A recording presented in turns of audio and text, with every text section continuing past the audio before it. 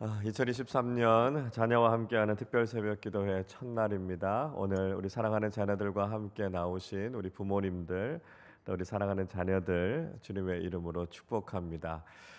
우리가 매년 2월이 되면 변함없이 새로운 학년, 또 새로운 학기를 시작하면서 우리 자녀들과 함께 말씀과 기도로 한 해를 시작하게 됩니다. 사랑하는 우리 자녀들, 하나님께서 지켜주시고 인도해 주실 것을 믿고 우리 자녀들과 함께 기도하는 참 소중한 시간이죠. 이번 한 주간 동안은 우리가 다른 일들을 다 좀 이렇게 뒤로 미루어 놓고요. 우리 가정을 위해서, 또 우리 사랑하는 자녀들을 위해서 기도하는 일에 집중하는 한 주간이 되실 수 있기를 바랍니다. 우리 부모님들, 또 우리 어른들, 우리 자녀들이 믿음으로 잘 자라나고 우리 믿음을 잘 이어갈 수 있도록 우리 자녀들을 위해서 기도하고 협력해 주시는 것이 얼마나 소중한지 모릅니다. 이번 한 주간 특별히 우리가 마음을 다해서 우리 자녀들이 믿음으로 잘 자라날 수 있도록 마음을 모아 기도하는 일에 함께 동참해 주시기를 부탁드립니다. 오늘 우리 사랑하는 영아부 친구들, 우리 유치부 친구들이 오늘 특별 새벽 기도회에 나왔어요. 전 특별 새벽 기도회 할 때마다 이렇게 어린 아이들이 새벽에 일어나서 교회에 나온다는 게 전 기적이라는 생각이 듭니다. 물론 부모님들이 깨워가지고 안고 업고 나오니까 나올 수 있는 거지만 이 아이들이 하나님 앞에 나와서 이 새벽에 예배한다라고 하는 것이 하나님께 얼마나 큰 기쁨이 될까, 그런 생각하게 됩니다. 우리 자녀들이 어릴 때 하나님 앞에 나와서 예배하고 말씀 듣고 고사리 같은 손 모아서 기도하는 것, 우리 자녀들에게 있어서 얼마나 소중한 영적인 체험이 되겠습니까? 또 누군가 나를 위해서 기도하고 있고 신앙 공동체 안에서 사랑받고 있다라고 하는 것을 우리 아이들이 느낀다라고 하는 것은 인생을 살아가는 데 있어서 굉장히 큰 축복이 될 겁니다. 자, 오늘 이 새벽에 나온 우리 영아부, 유치부 친구들, 또 우리 친구들을 잘 양육해 주신 우리 부모님들, 또 위에서 수고해 주시는 우리 부서의 선생님들을 위해서 한번 큰 격려의 박수 하도록 하겠습니다.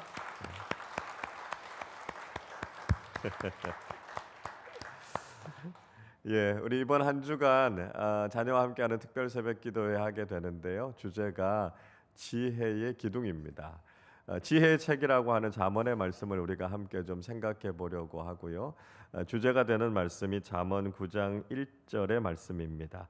이 현수막에도 나와 있는데 이런 말씀이지요. 지혜가 그의 집을 짓고 일곱 기둥을 다듬고, 이렇게 말씀하고 있습니다. 잠언의 특징이 뭐냐 하면 이 지혜를 의인화하거나 비유적으로 설명하고 있다는 것이죠. 그래서 지혜가 집을 짓고요, 일곱 기둥으로 잘 다듬는다, 이렇게 이야기하고 있습니다. 이 7이라고 하는 숫자는 완전수를 이야기해요. 그러니까 지혜가 기둥이 딱 7개만 있다, 그런 것이 아니라 이 완전한 기둥 위에 지혜가 견고하게 완벽하게 잘 세워져 있다, 그런 이야기를 뜻하는 것입니다. 자, 그래서 잠언의 말씀을 읽어보면 지혜를 구성하는 요소들이 어떤 것인가 많이 나오는데요. 우리가 이번 한 주간 이 5가지 주제를 가지고 함께 생각해 보려고 합니다. 그래서 이 말씀을 통해서 우리가 어떻게 지혜로운 인생을 살아갈 수 있을까, 우리 자녀들이 어떻게 하면 지혜로운 사람들이 될 수 있을까, 좀 은혜를 나누려고 합니다. 여러분 받으신 이 순서지 있는데요. 순서지 뒤쪽에 보시면 여러분 5번 다 개근하시면 여기 스티커를 붙이게 되어 있습니다. 스티커를 다 붙이면 어떻게 되냐 하면 우리 교육부에서 참 잘 만들었어요. 기둥이 됩니다. 기둥. 그래서 5번 다 개근하셔서 지혜의 기둥을 잘 세우시라 하는 겁니다. 그래서 오늘 하루 오시면 우리 1층 로비에 가시면 이 스티커 있을 텐데요. 입구 쪽에도 하나하나 이렇게 붙여 가시면 지혜의 기둥이 세워지는 겁니다. 우리 교육부 각 부서에서도 아마 5일 다 개근하면 부서별로 선물 준다 그러죠. 예, 선물 준다 그럽니다. 그래서 우리 자녀들 좀 피곤하고 아침에 일어나는 거 힘들겠지만 한번 도전해 보십시오. 그래서 지혜의 기둥을 세우는 귀한 한 주간이 되실 수 있기를 바랍니다. 자, 사람들은요, 이 지혜라고 하는 거하고 지식이라고 하는 걸 좀 혼동하는 것 같아요. 물론 이 지혜와 지식이라는 게 뭐 서로 전혀 다른 건 아닙니다. 상호 보완적인 관계 속에 있는 거죠. 근데 지혜가 뭔지 지식이 뭔지 우리가 좀 잘 이해하는 것이 필요한 것 같습니다. 우리 옛 속담에 보면 그런 이야기 있어요. 구슬이 서말이라도 꿰어야 보배다. 그런 이야기 있지 않습니까? 저는 이 속담이 이 지식과 지혜가 뭔가를 잘 설명해 주는 것 같아요. 이 구술이라고 하는 것이 지식이라면 꿰는 것이 지혜다. 이렇게 이야기할 수 있습니다. 그러니까 이 구술이라고 하는 지식이 많이 있어야 된다는 거죠. 그러면 그 많은 지식을 가지고 성공할 수 있는 가능성이 많아집니다. 그래서 우리가 열심히 공부하는 거 아닙니까? 여러 가지 스펙을 쌓고 학력을 쌓고 하는 거 아니에요? 그래서 그게 우리가 구술을 많이 가지려고 하는 겁니다. 근데요, 우리가 그렇게 지식을 많이 가지고 있다 할지라도 꿰를 수 있는 지혜가 없으면 많은 지식이 별로 소용이 없는 경우들이 있습니다. 그러니까 우리가 지식을 많이 갖고 있지만 지금 내가 하는 일, 내가 하는 직업 거기에다 잘 적용하지 못하면 사실 많은 지식을 갖고 있어도 그게 무용지물이 될 수 있다는 거예요. 그러니까 구술이 없으면 우리가 꿰고 싶어도 꿰 수가 없고요. 구슬이 많아도 꿰 수 있는 실이 없으면 그 좋은 목걸이가 되지 못합니다. 그래서 지식과 지혜가 함께 있어야 우리가 아름답고 성공적인 인생을 살아갈 수 있구나. 그런 것을 깨닫게 되는 것이죠.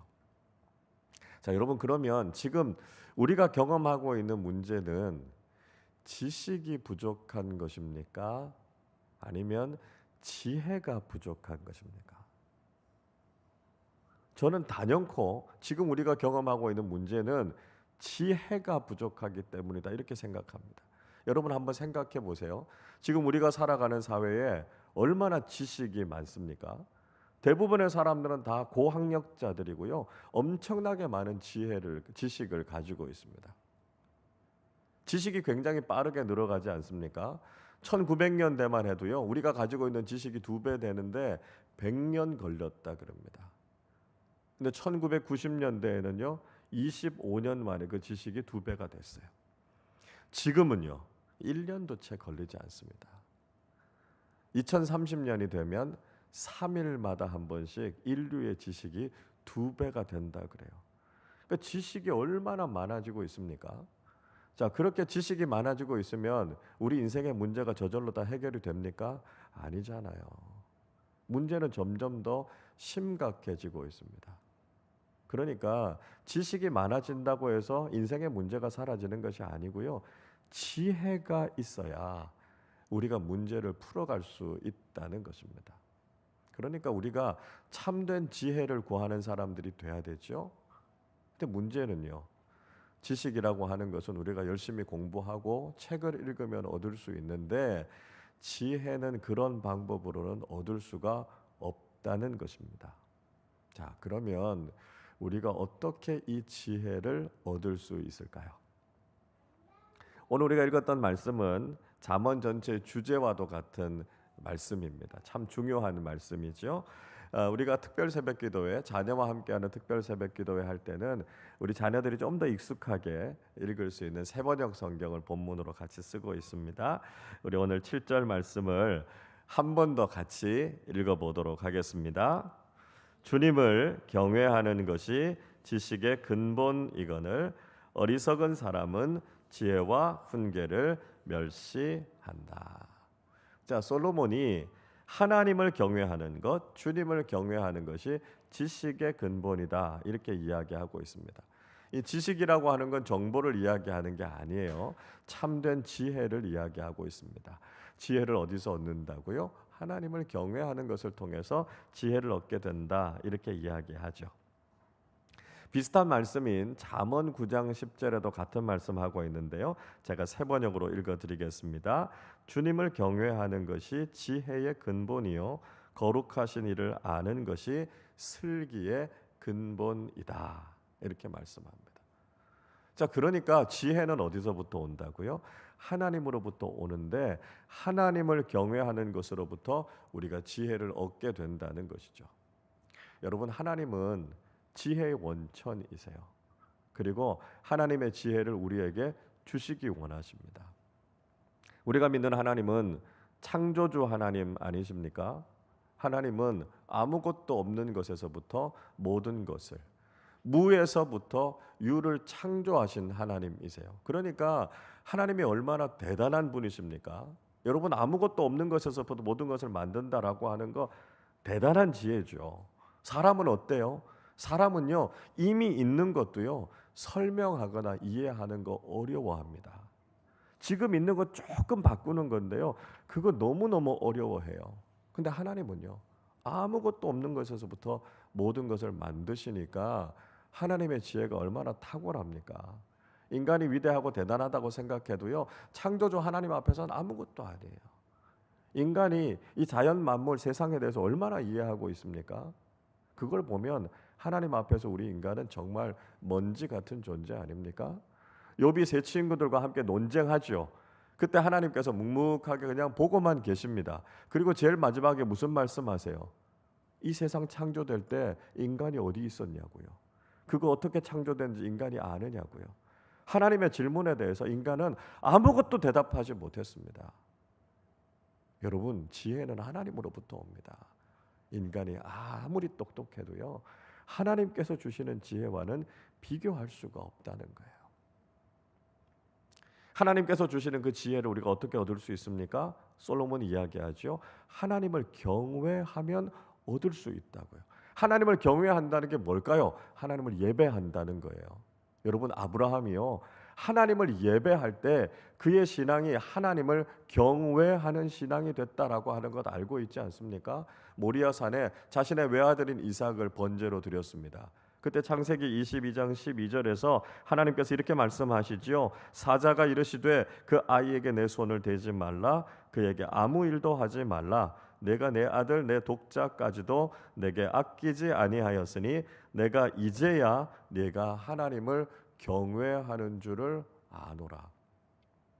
아브라함의 신앙이 언제 하나님을 경외하는 신앙이 됐습니까? 자기 자신의 아들, 자신의 인생의 가장 소중한 것을 하나님 앞에 드리면서 예배했을 때 그의 신앙이 하나님을 경외하는 신앙이 됐다고요. 여러분, 하나님을 경외하는 신앙이라고 하는 것은 최고의 가치를 하나님께 두면서 살아가는 신앙을 이야기하는 것입니다. 하나님을 경외하는 사람은요, 하나님을 위해서 자신의 최고의 가치를 하나님께 드릴 수 있는 겁니다. 자신이 가진 돈도, 성공도, 자신의 모든 인생도, 가족도, 관계도, 건강도, 그 모든 것보다도 하나님이 더 중요하십니다. 고백할 수 있는 신앙이 바로 하나님을 경외하는 신앙이죠. 그 신앙을 가지고 있는 사람들은 바로 하나님을 예배하는 사람들이 된다는 것입니다. 제가 몇 번 말씀드렸습니다만 예배라고 하는 영어 단어는 worship이라는 단어입니다. 두 단어가 합쳐진 거죠. 하나는 가치를 의미하는 worth라고 하는 단어, 또 하나는 배, 담는 것이라고 하는 의미를 가진 ship이라고 하는 말이 합쳐진 겁니다. 그러니까 예배가 뭐죠? 우리 인생의 가장 소중한 가치를 담아서 하나님께 드리는 것이 예배라고요. 예배하는 사람은 내 인생의 가장 소중한 것을 주님께 드릴 수 있는 사람, 하나님이 가장 소중한 분이십니다. 고백하는 사람이 바로 예배자라는 것이죠. 그래서 일생을 예배자로 살아가는 사람은 하나님을 경외하는 신앙을 갖게 되고요.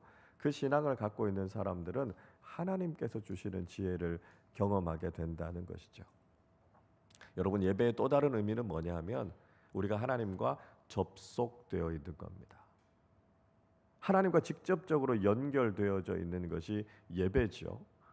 우리가 그렇게 하나님과 연결되어져서 하나님으로부터 각종 좋은 것들을 공급받게 됩니다. 하나님의 지혜, 하나님의 사랑, 하나님의 은총, 하나님의 능력, 그게 우리에게 임하는 가장 직접적인 통로가 예배라는 거예요.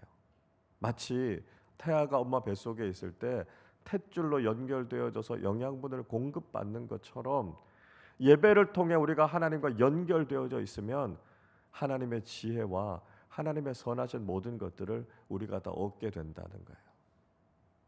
흔히 사람들은 이런 이야기합니다. 예배 드리는 1시간, 2시간 이 너무 아깝다고요. 세상 사람들은 그 시간 아껴서 공부하고 그 시간 아껴서 일하면 그 사람들이 더 성공할 가능성이 많지 않느냐고요? 우리가 그만큼 손해보지 않느냐고요? 이렇게 이야기합니다. 여러분, 그거 틀려도 한참 틀린 생각입니다. 왜 그럴까요?